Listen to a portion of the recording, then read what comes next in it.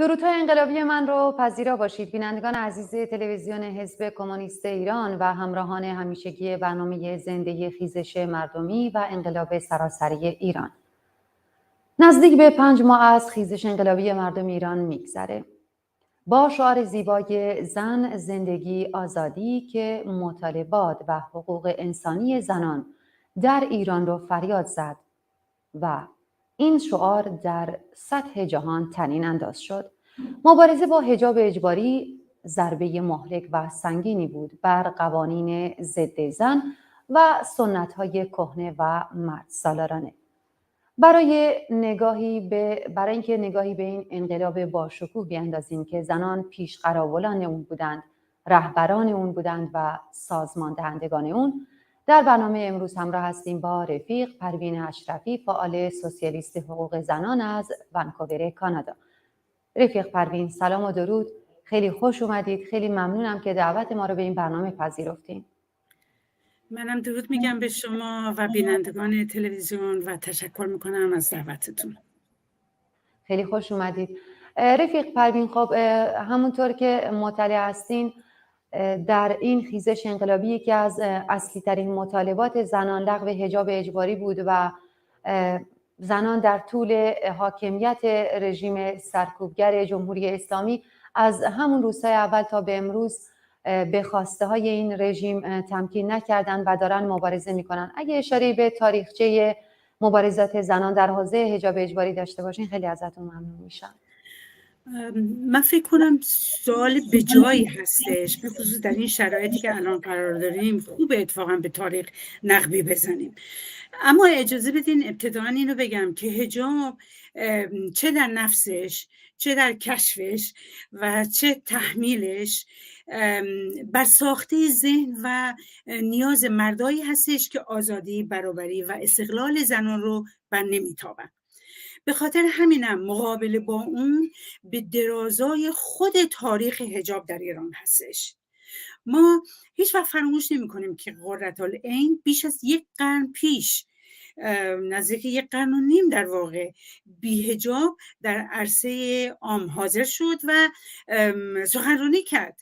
ما حضور زنای بی حجاب رو در رشت در سال 20 داشتیم، همچنین زنای بی حجاب رو در شیراز در سال 30 که پیش از فرمان کشف حجاب اجباری رضا شاه بوده و از جمله شواهدی هستش که نشون میده برخلاف گمان رایج که هستش در همه جا گفته میشه، سالها پیش از فرمان رضا شاه زنان ما مبارزه خودشون رو برای کشف حجاب آغاز کرده بودن.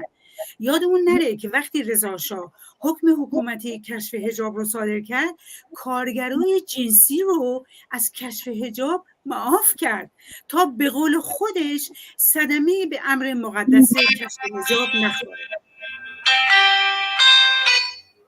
این خواهش میکنم، این هم در واقع نشون از تاثیر حجاب بر جایگاه خانوادگی و اقتصادی اجتماعی زنها و جایگاه اونا در چرخه اقتصادی هستش.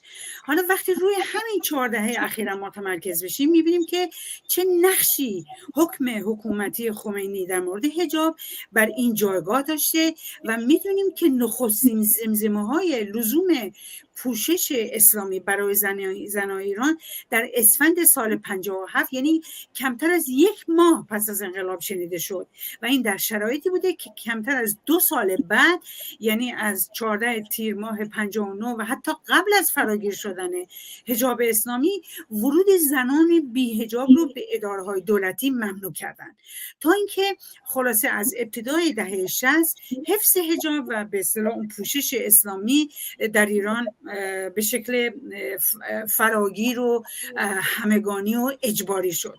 حالا جمهوری اسلامی هنوز داشت پا میگرفت اون موقع که این فرمان صادر شد و اونم در مورد زنایی که نقش عظیمی در انقلاب 57 و به سقوط کشوندن حکومت سلطنت پهلوی داشتن. برها ما زنان متوجه بودیم که این حکم چه نقشی میتونه در سرنوشت و جایگاه ما در خانواده، در عرصه اقتصادی اشتغال، در عرصه سیاست و هنر و موسیقی، در همه عرصه‌ها چه نقشی، چه تأثیری خواهد گذاشت. و ما متوجه بودیم که حجاب یعنی حذف زن و تحمیل محرومیت. اگه میگم محرومیت منظورم اینه که اگه رعایت در هیچ بخشی، چه صنعتی چه غیر صنعتی، چه خدماتی آموزشی و هر عرصه تولیدی دیگه کار نمیتونی بری و چرخه اقتصادی عموما حذف میشه و نتیجتا هر روز هم به قدرت به فقر در واقع افزوده میشه. اگر رعایت نکنی استفاده از خدمات درمانی و پزشکی به صفر میرسه، نتیجتا درصد مرگ و میرت میره بالا، چون هیچ سرویسی به تو داده نمیشه اگه حجابتو نداشته باشی، رعایت نکنی. از آموزش حتی در سطح دبستان هم محروم میمونی، تا چه برسی به آموزش عالی. اگه رعایت نکنی از رفتن به سینما، تئاتر محروم میشی، از رفتن به پارک، شرکت و یا نقش داشتن در عرصه ورزشی هم همینطور. و تازه بعدش هم برای حضور شما در خیابان و استفاده از سیستم حمل و نقل شهری و مکانهای آموزشی کدهای به اصطلاح جداسازی جنسیتی رو به کار گرفتن. یعنی در واقع همون عرصه و امکان آزادانه در خیابان‌ها بودن رو هم از شما میگیرن. به خاطر همین میگم تحمیل حجاب یعنی سیاست حذف زنان و تحمیل محرومیتی که خودش رو در رابطه جنسیت و قدرت سیاسی همیشه نشون داده و در واقع تنها یه امر سیاسی و در خود نبوده، بلکه نقطه آغاز تدوین سیاستی به هم پیوسته هستش در برخورد به زنان که تفکیک جنسیتی، گسترش تبعیض جنسیتی در همه عرصه‌ها و تقلیل نقش اجتماعی زنان رو به همراه داشته تا حد فقط مادر بودن، همسر بودن و یا زن خانه‌دار بودن و تازه در چارچوب نظام کیفری هم که نظام کیفری مجازات‌های اسلامی در قالب خشونت طرح حجاب و عفاف، عدم رعایت حجاب با جریمه، زندان، ضرب شدید، اسید پاشی به زنای به اصطلاح بد حجاب و غیره روبرو میشد. به هر حال به خاطر همین بود که گروه‌های زنان از همون ابتدا با شعار این که ما انقلاب نکردیم تا به عقب برگردیم ابراز نگرانی کردن و اعتراض کردن و حتی بدون حجاب اقدام به راهپیمایی عظیمی در تهران کردن و همه ما در موردش میدونیم و حرفای زیادی در موردش زده شده. ببینیم مقابله با حجاب برعکس تبلیغاتی که میشه از جریان آزادی یواشکی یا چهارشنبه‌های آبی شروع نشد. زنان ما همواره و بعدها هم در تمام طول 14 و اندی به صورت‌های مختلف اعتراض رو پیش بردن، چه در داخل و چه در خارج از ایران. یعنی حجاب همواره در واقع جلوه‌ای از کشمکش دائمی زنان با نظام حاکم بود و حتی کدهای جزایی و مجازاتی و جریمه حکومت رو به هیچ میگرفتن زنان. ما شاهد بودیم که حتی در طول جریان جنبش سبز که خواستار مطالبات خودش رو در اون موقع داشته، در سال 88 زنان حتی اونجا هم با عدم رعایت حجاب به خیابون می اومدن. کمپین نه به حجاب در سال 91 از طرف گروهی از اعضای جنبش دانشجویی زنان اکتیویست در داخل و خارج از کشور راه افتاد، در حالی که آزادی‌های یواشکی تازه در سال 93 اونم در فیسبوک به راه افتاد و یا چهارشنبه‌های سفید در سال 96 که این هم ربطی به مقابله با حجاب به نظر من نداشت و فقط اون رو تبدیل به حجاب رنگی کرد، رنگ سفید. اما ما در آستانه 39مین سالگرد انقلاب 57 یعنی سال 96 شاهد حرکتی بودیم که دخترای انقلاب نام گرفت و همزمان بود با خیزش نان در دیما. ما زنان رو در سنین مختلف داشتیم که در خیابون‌های ایران با انتخاب مکان‌های نمادین به گونه‌ای به اصطلاح ساختار شکنانه حجاب رو به مثابه یکی از نمادی ترین ارزش‌های ایدئولوژیک یک حکومت اسلامی، یک نظام اسلامی در سر نیزه کردن و مورد ضرب و شتم و حبس هم قرار گرفتن و این حرکت در واقع ادامه یک کشمکش 40 ساله و دادخواستی عمومی برای در واقع اعاده حق تصمیم گیری بر بدن زن به منزله یک حق اساسی انسانی بود.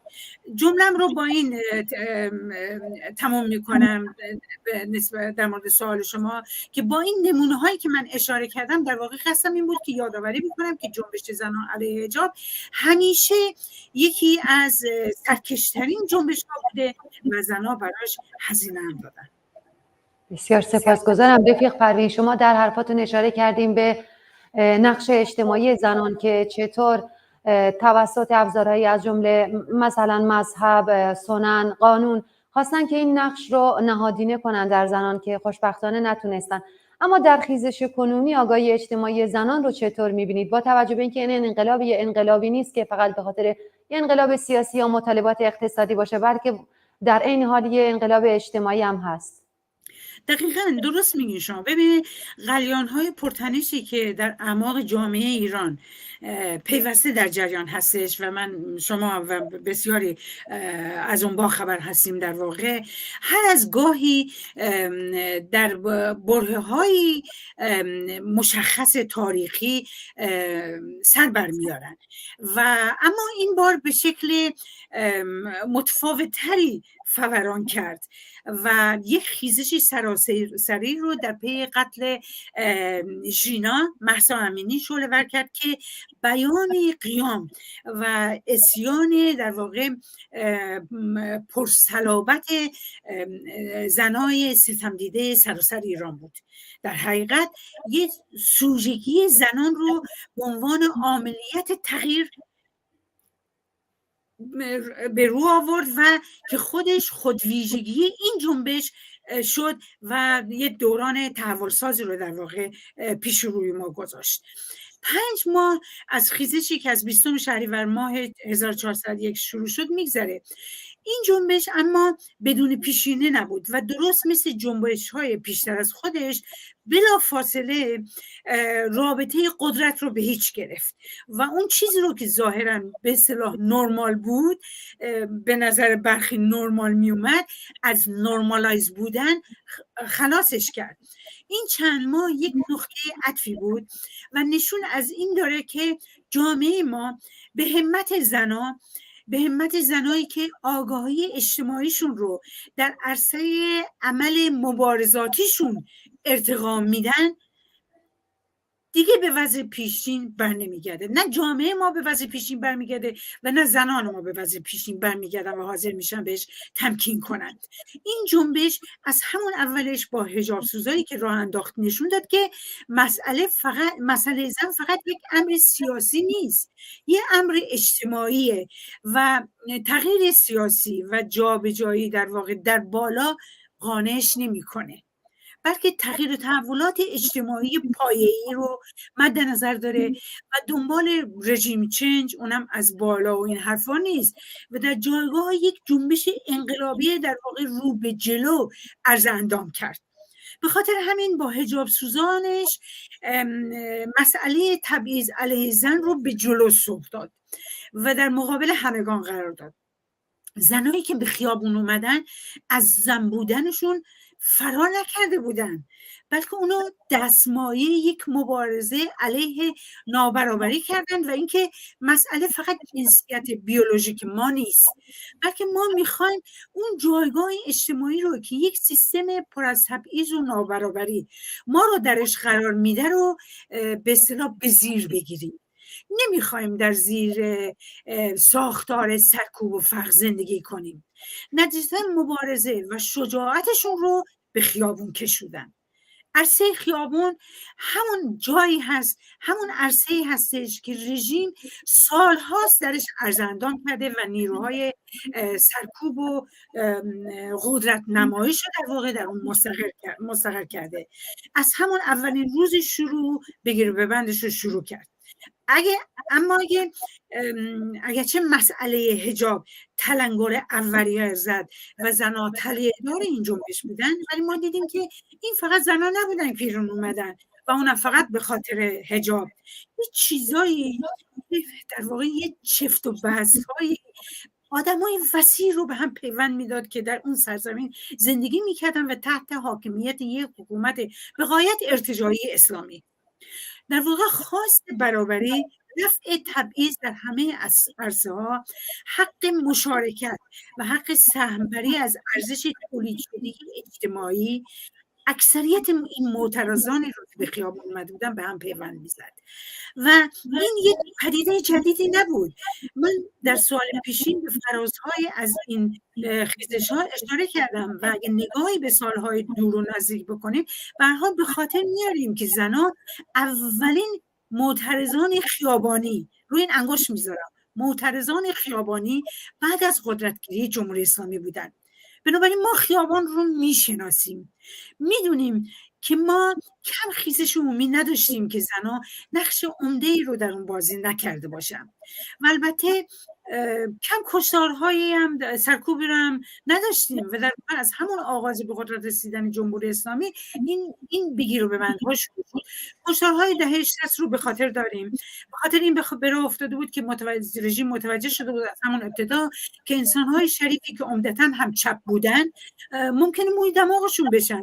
بسیاری از اون زنای مبارز ما بودن که در زندان‌ها بودن و شکنجه و اعدام شدن.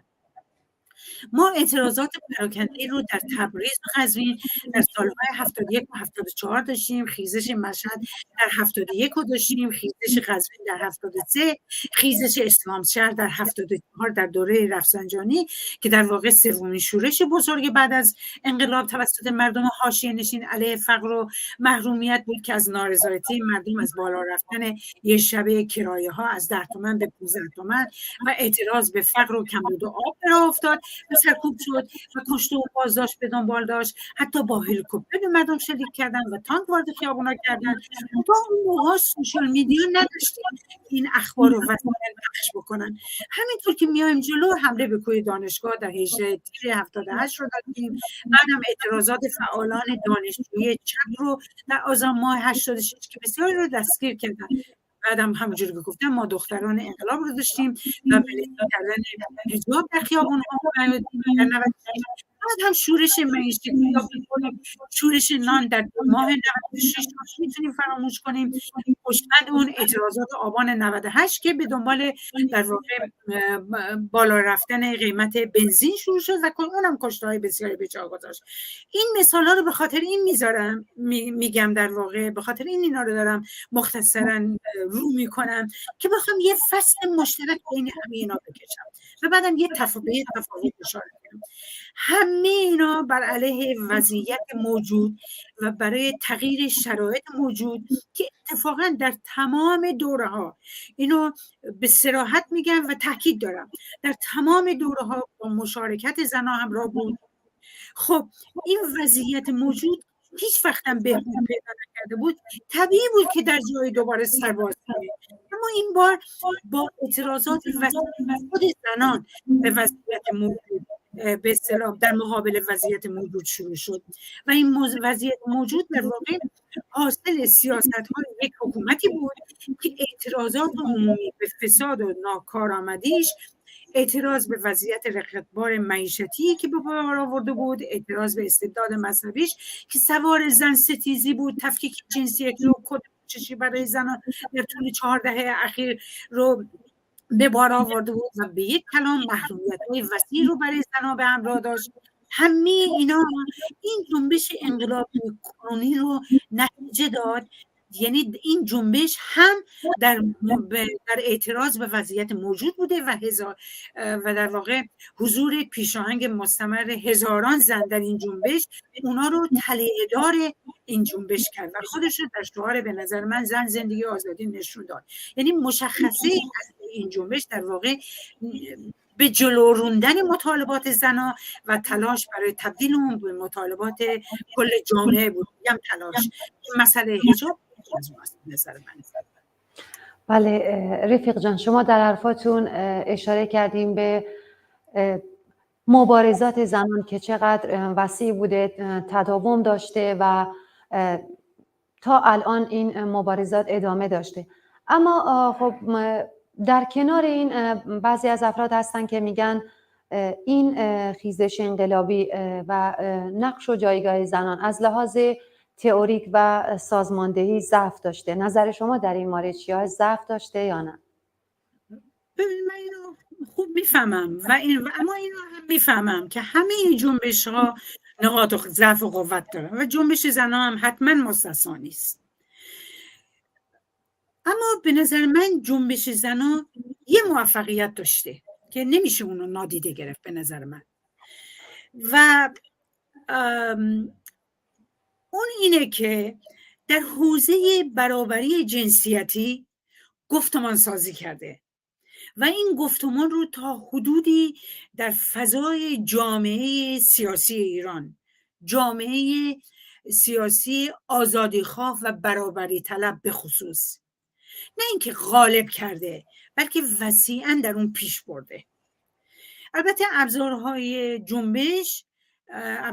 جنبش زنان در واقع محدوده و رسانه‌های اصلی همیشه در دست حاکمیت بوده و از همه طریق سعی کردن که از این گفتمان سازی نه تنها جلوگیری بکنن بلکه یک گفتمان دیگه رو در مقابلش قرار بده که اگرچه ظاهراً تفاوت‌های زن و مرد رو برجسته میکنه، اما اونو متکی به تفاسیر اسلامی و توجیه میکنه و نمونهش فمینیست های مسلمان، نمونهش تکیه بر نسبیت فرهنگی که حق زن رو منوط میکنه به فرهنگ و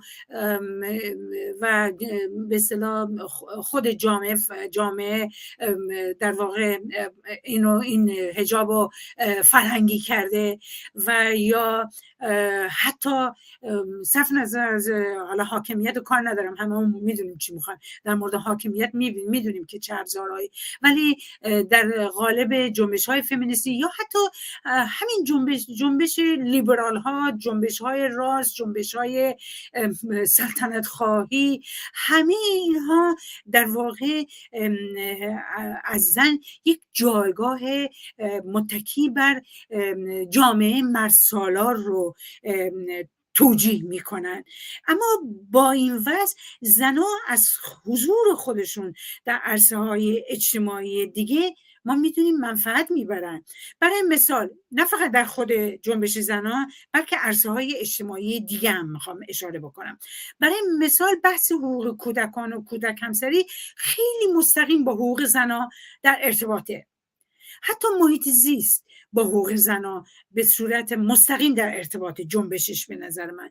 فرضاً وقتی فاجعه سونامی و یا رخ میده و یا سیلی پیش میاد، به خاطر اون شرایطی که زنها در اون زیست میکنن، به خاطر عدم امکاناتی که برای زنها در طول زندگیشون فراهم شده، یعنی در واقع امکاناتی که فراهم نشده، بیشترین تلفات رو زنان میبینن. اگه باردار باشی ممکنه حتی در اون دوره‌ای که یه دونه فاجعه محیط زیستی رخ داده، یه کلینیک زایمان حتی نزدیک تو نباشه و تو همون ساعت اولیه فرزند تو از دست بدی حتی، و یا نتونی مثل مردا از درخت بری بالا برای اینکه از عرصه ورزش در واقع کنار گذاشته شدی، بدن تو نساختن اونجوری در واقع در طول تاریخ. منظورم حالا بگذاریم اینکه جوونا میرن ورزش میکنن و اینا و در واقع نتونی خودتو نجات بدی. مرگ از همه چی به تو اینجا نزدیکتر میشه. یعنی میخوام بگم که وقتی که زنها بیشترین تلفات رو تو این عرصه ها از دست میدن، در فعالیت های مربوط به حقوق خودشون با این جنبش ها یک رابطه ارگانیکی پیدا میکنن و یعنی با جنبش مثلا حق کودک، با جنبش محیط زیست راحت چفت و بس پیدا میکنن. و همینطور در عرصه جنبش کارگری اگه بخوایم انگشت بذاریم روش، وقتی تعدیل نیرو توسط کارفرماها رخ میده، اولین جمعیتی که از کار برکنار میشن زنها هستن. با زنها علیرغم به اصطلاح سالهایی که ممکنه کار کرده باشن، فوری تیغ برکناری با زنها رو به اصطلاح برخورد میشه و ما میدونیم که حتی زنها علیرغم سالها تلاش و اشتغال هنوز مزد برابر در برابر کار برابر دریافت نمیکنن. خب همین عرصه های جنبش های اجتماعی، جنبش کارگری هم به عنوان یکی از اونها در واقع عرصه پراتیکی هستن که در قدرتمندسازی زنها از نظر شعور سیاسی اجتماعی نقش ایفا میکنن. به علاوه نقش زنان رو ما در بسیج سازماندهی و پویایی این جنبش ها نمیتونیم نادیده بگیریم و هر حرکتی در واقع نقشون رو افزایش میده. اما با این وضع همگانی عمومی کردن مطالبات زنها به مطالبات کل جامعه کار بسیار بیشتری به نظر من میبره.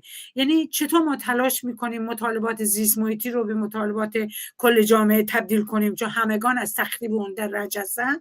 در مورد مطالبات زنان هم باید همین کار رو بکنیم، چون مثلا مسئله حجاب بخش عظیمی از شخصیت زن رو تخریب میکنه، یا تفکیک جنسیتی، از اینکه زنان در کنار مردان در عرصه‌های اجتماعی، در عرصه‌های مبارزه فعالیت سیاسی، اجتماعی و اقتصادی در کنار هم قرار بگیرن، تخریبش میکنه، صدمه میزنه بهش. در مورد مطالبات زنان میگم همین کار رو باید بکنیم، یعنی در واقع باید اینو ببریم به همه عرصه‌ها، با در نظر گرفتن اینکه همونجوری که اشاره کردم زنها استخوان‌بندی بزرگی رو در همه عرصه‌های مبارزاتی که ازش اسپردم تشکیل میدن و قادرن نقش موثری رو در تحولات اجتماعی ایفا بکنن. بازم با در نظر گرفتن این که زنان نیمی از جامعه ایران هستند و به لحاظ آماری بزرگترین جمعیت تحت ستم رو تشکیل میدن و به دلیل شدت آسیب دیدگی اجتماعیشون به نظر من به عنوان اصلی ترین قربانی ایدئولوژی زنستیز و تبعیض‌آمیز در حکومت مرسالار جمهوری اسلامی هستند و مقابله با اون رو در خلا نمیشه انجام داد. از همین منظر هستش که سازماندهی به نظر من افقی باید این سازماندهی بیشتری رو به اصطلاح مطالبه میکنه. سازماندهی افقی رو جنبش زنان بیشتر مطالبه میکنه، شرکت بیشترشون در عرصه های دیگر رو جنبش های دیگه مطالبه میکنه و من فکر میکنم تا حدودی در واقع این سازماندهی افقی در جنبش انقلابی اخیر یه مقداری با اون خبرهایی که از این ور اون ور از سطح جامعه به هر حال ما میشنویم یه مقداری به پیش میبرن. من فکر میکنم به نوعی، یعنی خالی از سازماندهی نیست این خیزشی که پیش اومده. درسته در ممکنه به روز اول مرگ مهسا اینو به اصطلاح جرقه زده، ولی بلافاصله این همه‌گیری‌ها در مدارس، در محیط‌های کار، در دانشگاه، در همه عرصه‌ها ما دیدیم که یک سازماندهی پشتش به اصطلاح صورت گرفت و زنای بیشتری هر روز به خیابون اومدن. بله سپاسگزارم. رفیق پروین، تا قبل از این خیزش انقلابی خیلی ها میگفتن که مسئله حجاب اجباری مسئله زنان کارگر نیست، یا مثلا این نمونه رو میگفتن که خب زنان کارگر گرسنه‌شونه، به فکر بچه هاشون هستن، به فکر مایحتاج اولیه زندگیشون هستن که این دغدغه‌شون حجاب اجباریه. اصلا مسئله زنان طبقه کارگر حجاب اجباری نیست. شما فکر میکنید که این خیزش انقلابی که همونطور که شما هم گفتین زنان نقش بسیار برجسته‌ای در اون داشتن، تونسته تاثیر بذاره بر این نوع افکار که نه مسئله حجاب اجباری هم مسئله طبقه زنان کارگر هستش؟ اگر اجازه بدین یک مثال هم بگم که 2 سال پیش یک کارگر زن در یک کارخانه ریسندگی و بافندگی مقنعش در دستگاه ریسندگی گیر میکنه و متاسفانه سرش در دستگاه وارد دستگاه میشه و جونش رو از دست میده. من خواستم این نمونه رو بگم که آیا تونسته اونطور که باید تأثیر بذاره این انقلاب؟ ببینین به موضوع خیلی مهمی به نظر من اشاره کردی و اتفاقا بخشی از انرژی ما رو هم میبره یا برده تا حالا که روی این مسئله خم بخوایم بشیم. مسئله جدیدی نیستش. من یادمه که بعد از قطعی شدن حجاب اجباری در ایران، نامه مردم، ارگان رسمی حزب توده، در تاریخ 14 تیر ماه 59 با یه تیتر درشتی نوشته بود: ضد انقلاب میکوشد با عمده کردن مسئله حجاب اسلامی خود را از زیر ضربه خارج سازد. ضد انقلاب منظورش زنایی بود که در مخالفت با حجابی که حکم حکومتی داشته بیرون اومده بودن. یعنی از همون روز اول مقابله شد از طرف حزب توده با این مسئله. حالا این بینش به نظر من که امروز الان شما بهش اشاره کردی حکایت اینو داره که همون دیدگاه در واقع داره تلاش میکنه برای جلوگیری به اصطلاح خودش به ضربه زدن به جنبش کارگری، میخواد از ضربه زدن به جنبش کارگری جلوگیری بکنه، میره پشت جنبش کارگری قایم میشه، مسئله حجاب رو از آن جنبش طبقه کارگر ندونه، در حالی که طبقه کارگر هم شامل مرد کارگر هست، هم شامل زن کارگر و هم گرایشات مختلف جنسی در اون وجود داره، دارای ملیت ها و زبان ها و گویش های متفاوته و اتفاقاً به صراحت بگم بسیاری از گرایشات برتری طلبانه جنسیتی هم در درون خود این طبقه و حتی در تشکل‌های این طبقه موجود هستش. این بینش جنبش کارگری رو مردونه میدونه و اصلا زنای کارگر رو درش نمیبینه. به خاطر این بارها ما دیدیم که گفتن زنای کارگر به جنبش کارگری خوش آمدن، زنان به جنبش کارگری خوش آمدن. انگار این بستر کارگری بستر زنها هم نیست. مگه میشه یه جنبشی بیشترین صدمات تبعیض‌آمیز رو و بخشی از بدنه خودش ببینه و مقابله با اون رو از آن خودش ندونه؟ اتفاقا من برعکس فکر میکنم. معتقدم عمده ترین طبقه و قشری که از مسئله حجاب ضربه میبینه زنای کارگر هستن، چون زنای بورژوا بسیاری از مسائل از جمله حجاب رو حتی برای خودشون حل کردن. اصلا گیرم که حجاب مسئله زنای طبقه کارگر نباشه، فرض دارم میگم اینو، آیا ما به مثابه کمونیست ها وظیفه نداریم اون رو براشون برای جنبش خودمون به یک مسئله بدل بکنیم؟ و اگه نکنیم آیا از زیر بار یک مسئولیت عظیم فرار نمی کنیم؟ به علاوه از کی تا حالا طبقه کارگر تک جنسیتی شده؟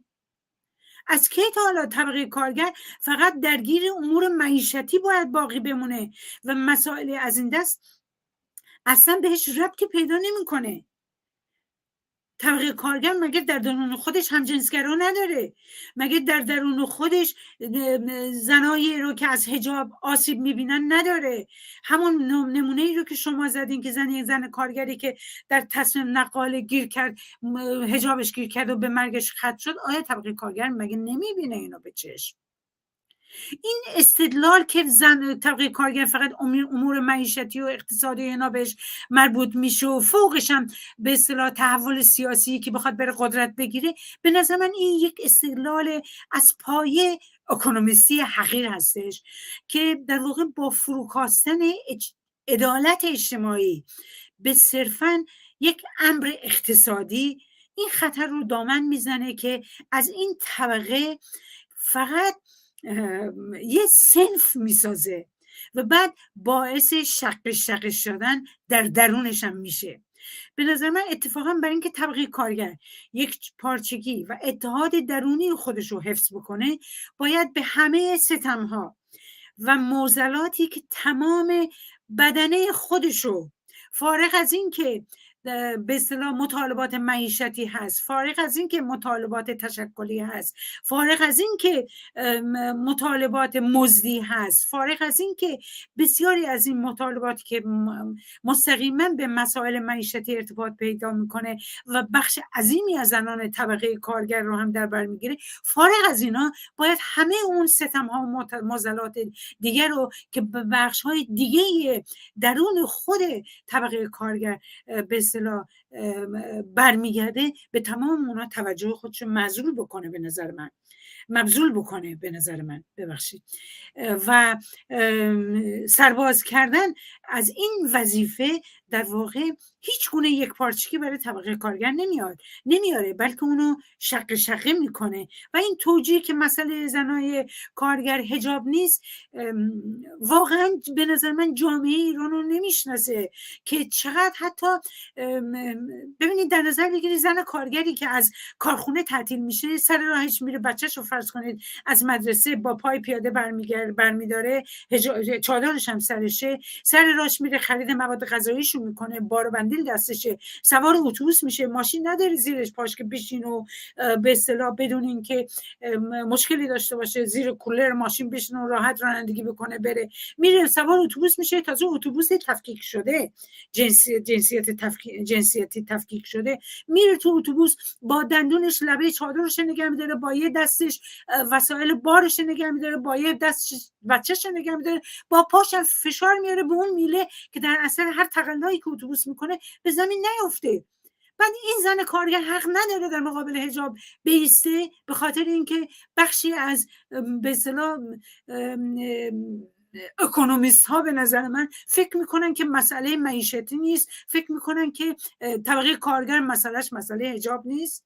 من فکر کنم بیشترین نفع همین طبقه زنان اقشار پایین جامعه، زحمتکشا و طبقه کارگر از چیز میبره، از به اصطلاح حذف حجاب، یعنی اختیار بر بدن خودت و بر پوشش خودت، در کنار بسیاری از به اصطلاح مطالبات دیگه‌ای که جنبش زنان داره. حالا مورد بحث ما فعلا اینجا همه اونا نیست. بیشترین سهم زنای کارگر دارن اتفاقا، نه زنای بورژوا. بله دقیقاً همینطوره. با توجه به حرفایی که شما زدید و اینکه خب زنان طبقه کارگر اتفاقاً متحمل ستم‌های مضاعف‌تری میشن، میخواستم اشاره کوتاهی به این موضوع داشته باشیم که در طول 48 ساعت گذشته ما شاهد 3 قتل بودیم، 3 زنکشی بودیم که اینطور حقوق زنان داره فریاد کشیده میشه و زنان دارن مبارزه میکنن، مخصوصا در این خیزش انقلابی. اما ما در 48 ساعت شاهد در ایران کشتن 3 زن باشیم که متاسفانه 2 نفر از این زنان قربانی کودک همسری هستن. نظرتون در این مورد چیه؟ تمام دنیا دارن به مبارزات زنان ایران خیره شدن و تمام دنیا دارن از زنان ایران یاد میگیرن که جایگاه واقعی زن کجاست. اما در بطن این تحولات و در بطن این انقلاب در ایران اینطور زنان قربانی میشن. من دوست دارم جواب به این سوال رو در واقع با نقل قولی از کلارا ستکین شروع کنم. کلارا ستکین میگه ما میدونیم که رهایی کامل زنها نه صرفاً با به دست آوردن اشتغال میسره و نه با داشتن حق تحصیل، اگرچه اینها هم حقوق طبیعی و مسلم ما و حتی مقدم بر حقوق سیاسی ما هستند. گواه ما تجربه کشورهایی هستش که زنهای اونجا حق شرکت در انتخابات به اصطلاح همگانی، آزاد و مستقیم رو دارن، اما در این کشورها حق رأی بدون داشتن اقتصاد به اصطلاح استقلال اقتصادی زنها تفاوت واقعی در وضعیت اونها به وجود نیاورده. اگر رهایی اجتماعی تنها با رهایی سیاسی میسر بود، رهایی زن تنها با رهایی انسان و در بیان اقتصادی اون با رهایی کار از سرمایه میسر است. من از رهایی کامل زن دارم صحبت میکنم. اگه همین امروز تمام قوانین موجودم تغییر کرده و زنها هم حقوقی رو که مردا دارا هستن پیدا بکنن، باز این به معنای رهایی از استثمار اقتصادی زنها و پایان گرفتن بردگی نیست. به خاطر این من این نقل قول کلارا ستکین رو آوردم، برای اینکه من یک رابطه مستقیمی بین مالکیت خصوصی و مالکیت بر بدن زن میبینم. ببینید اون چیزی که به اصطلاح در واقع مسئله ستمکشی زنان رو با استثماری که زنان در جامعه سرمایه‌داری مردسالار باش روبرو هستن به نوعی ربط میده، این هستش که ما زنان ضمن این که مردسالاری رو میشناسیم، تأثیر اون رو بر زندگی زنان میبینیم و به اون اهمیت بسیاری هم میدیم. اما ما باید ساختار اقتصادی اجتماعی و سیاسی رو که این مرسالاری در درون اون رشد میکنه و به زندگی خودش ادامه میده رو هم دقیقاً بشناسیم و اون رو در امر انقیاد زنان دخیل بدونیم. به خاطر همین هستش که رهایی کامل زن در تغییرات پایه‌ای این ساختار، اون رو باید در تغییرات پایه‌ای این ساختار دید. اون مثالهایی که شما زدی همه اینا ربط پیدا میکنه به امر انقیاد زن در جامعه سرمایه‌داری و به خصوص در جامعه‌ای که به اصطلاح استبداد زده مذهبی ایران. واقعیت این هستش که نظام سرمایه‌داری و پدرمرسالار حاکم در ایران یه ویژگی خاصی هم داره برای خودش. یک حکومت مذهبی در رأس این نظام قرار داره که اون اتفاقایی رو که ما میبینیم که الان شما در مورد یا مثلا اسید پاشی رو میبینیم، یا فرض کنید مسئله حجاب رو میبینیم، یا مسئله ازدواج‌های دختران کودک همسری رو میبینیم، یا مثلا فرض کنید ختنه زنان رو میبینیم، یا مثلا به اصطلاح قتل زنان توسط به اصطلاح مردان خانواده رو میبینیم. همه اینا به هم ربط پیدا میکنه و نشون میده که این حکومت مذهبی در رأس این نظام چی به روز زنای جامعه ما میاره. به خاطر همین هم است که من میتونم به جرئت بگم که ستم جنسیتی شاید بیش از هر مسئله و معضل دیگه‌ای در جامعه ما در واقع رابطه در هم آمیخته دین و دولت رو متبلور میسازه. این در همامیختگی در واقع یکی از سرچشمه‌های اصلی هستی یک حکومت تئوکراتیک است که به یک معضل عمومی در جامعه ما تبدیل شده. به همین دلیل به نظر من مقابله با قوانین تبعیض‌آمیز شرع اسلامی از بخش‌های مختلف قانون خانواده گرفته تا قانون قصاص، از قانون سنگسار گرفته تا بقیه قوانین زن ستیز، از طریق طرح مطالبات زنا، چه بخوایم و چه نخوایم، این رابطه رو، یعنی رابطه دین و دولت رو، رابطه زنهایی رو که تحت حاکمیت این دولت قرار گرفتن رو با دولت در واقع به زیر سوال میبره و اونو به چالش میگیره، چون یک حکومت تئوکراتیک اسلامی بدون این قوانین نمیتونه پا بر جا بمونه و به زیست خودش ادامه بده. بنابراین اگرچه نفی و سرنگونی حکومت اسلامی به پدرسالاری و ستم بر زنان پایان نمیده، اما از اونجایی که رفع تبعیض از زنان در ایران با سد حکومتی دینی در همه عرصه‌های سیاسی، اجتماعی، اقتصادی، فرهنگی که بهش اشاره کردیم برخورد میکنه، تا زمانی که حکومت دینی برقراره چنین موانعی همچنان پابرجا خواهد بود و همه اون مثالایی که شما زدید و ما هر روز باش روبرو هستیم باز هم بارها رخ خواهد داد. از همین منظر هست که به نظر من سکولاریسم هم اهمیت پیدا میکنه، وگرنه من فکر میکنم که سکولاریسم اصلا خصلت رهایی بخشی نداره، کما اینکه ما بسیار از حکومت‌ها رو میبینیم که مبتنی بر سکولاریسم هستن ولی حق زن در اون به زیر گرفته میشه. در همین حکومت سکولاری که من زندگی میکنم، زنان 75% مردا دستمزد میگیرن. بنابراین جواب به اصطلاح رهایی زنان سکولاریسم نیست. ما آیا میتونه تاثیر بذاره؟ آیا میتونه در این جنبش تاثیر بذاره سکولاریسم؟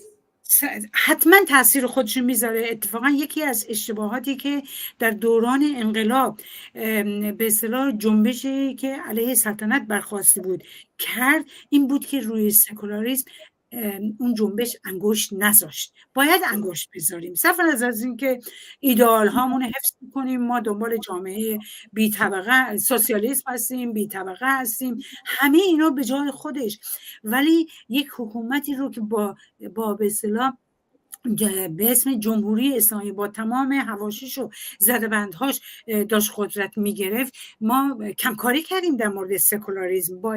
باید جدایی دین از حکومت، از نهادهای حکومتی رو اون موقع فریاد میزدیم. شاید یکی دو تا جریان یا افراد ذی‌نفوذی بودن که اشاره بهش کردم، ولی متاسفانه کمکاری شد و جنبش اجتماعی علیه السلطنت این بخش مهم رو اصلا به اصطلاح پیگیری نکرد و اونو به یکی از خواسته های جنبش ضد سلطنت روبرون به اصطلاح چیز نکرد، چی میگن، به یکی از خواسته های عمومی اون تبدیل نکرد. کما اینکه ما میدونیم سلطنت سکولار نبود. واقعیت اینه که سکولار نبود.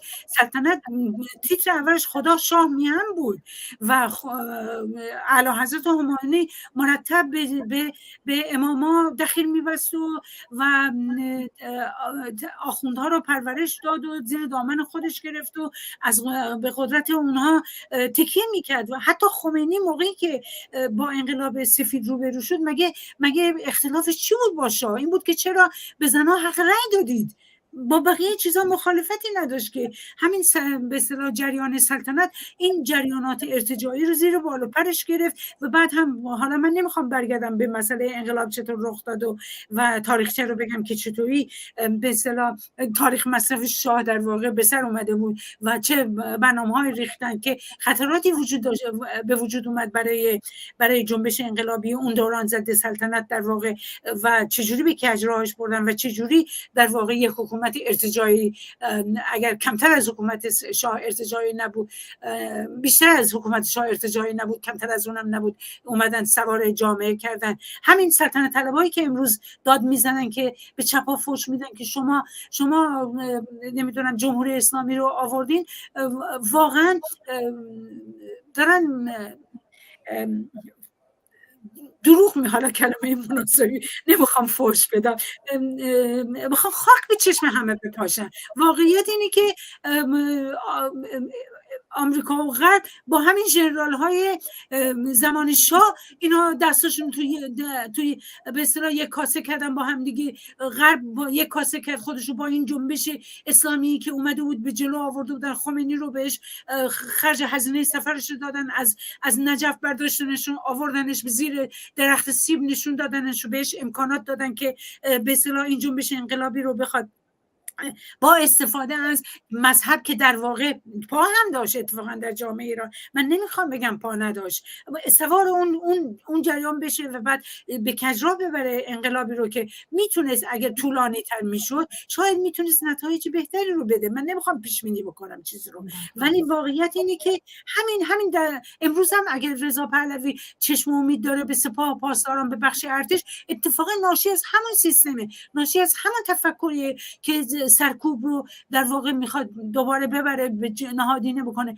رضا پهلوی برعکس اون چیزی که به اصطلاح میدیاهای بین‌المللی الان در مورد حالا کارگر دوستم شدن و تبلیغات به اصطلاح نمیدونم کارگرها اینجا این کار کردن اون کار کردن میان تو تلویزیوناشون میگن، ولی رضا پهلوی به صراحت گفت، ازش پرسیدن که اولین کاری که بخواید بکنید برای اینکه اقتصاد ایران رو تغییر بدید، به صراحت گفت من معتقدم که باید میگن تسمه ها رو سفت بکنیم.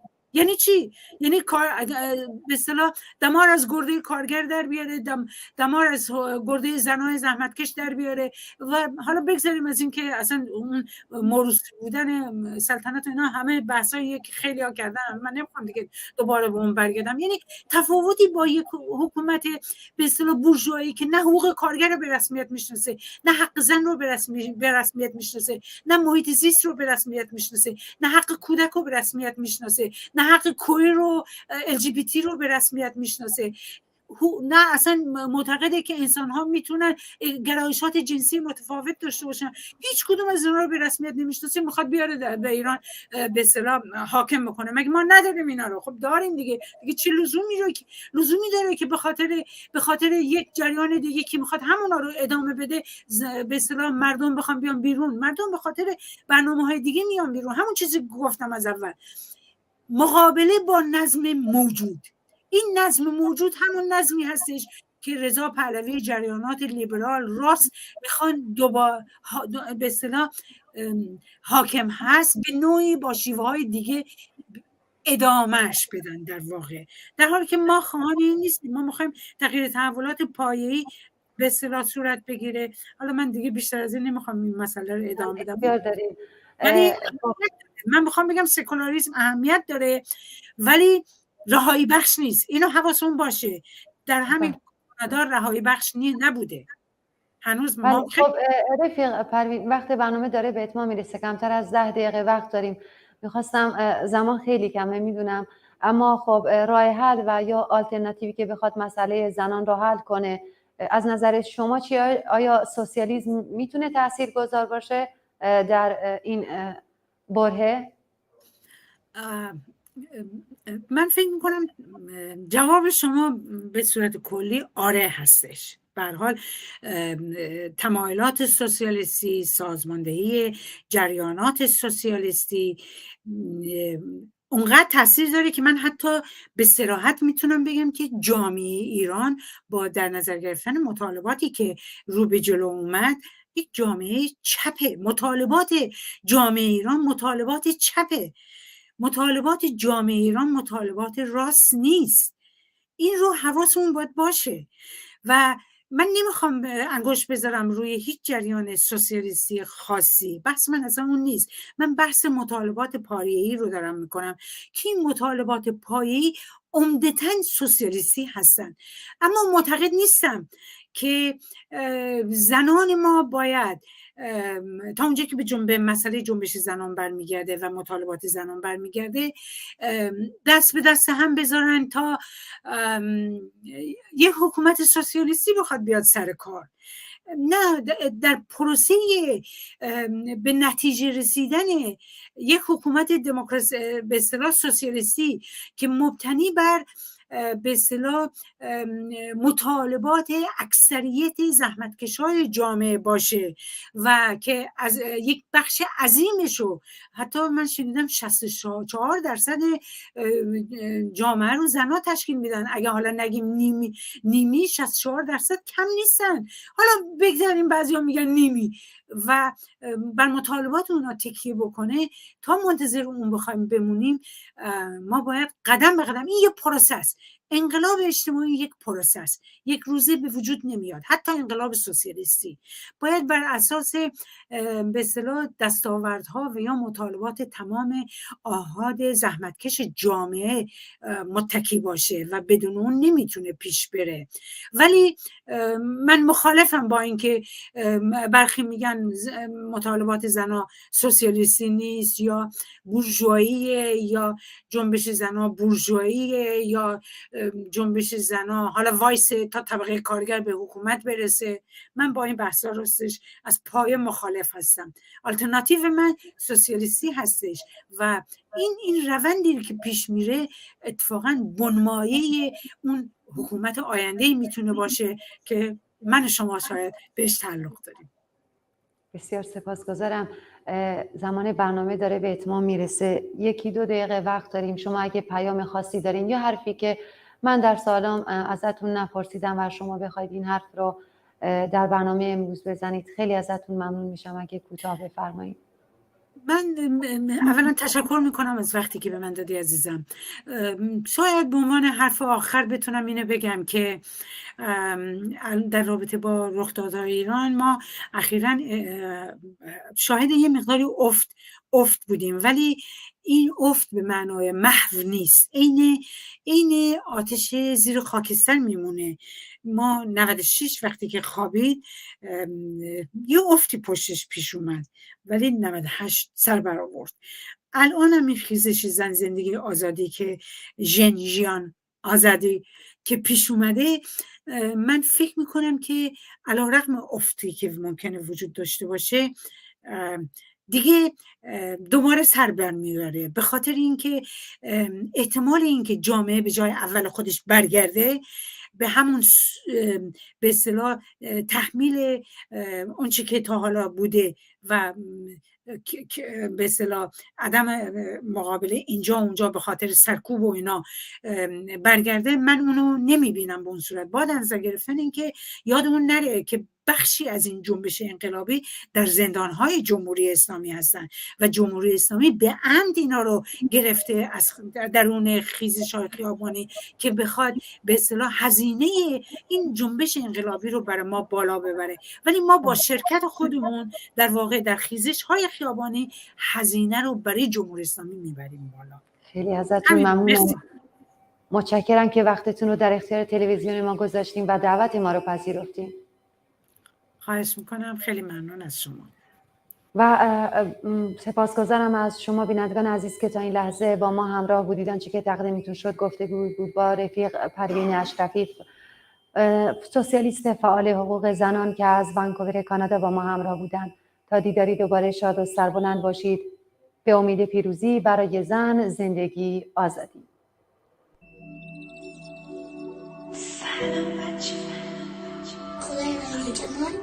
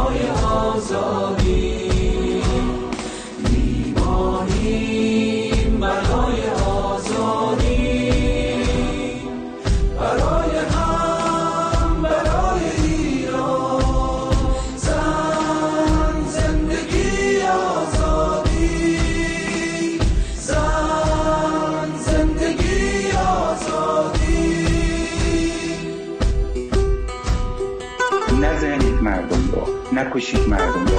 این مردم مالکان این سرزمینن، این مردم خود ایرانن. برای پایان این استبداد نیاز بود اتحاد داریم. کارگرها که اعتصاب کردن تا پاییزان باشون هستن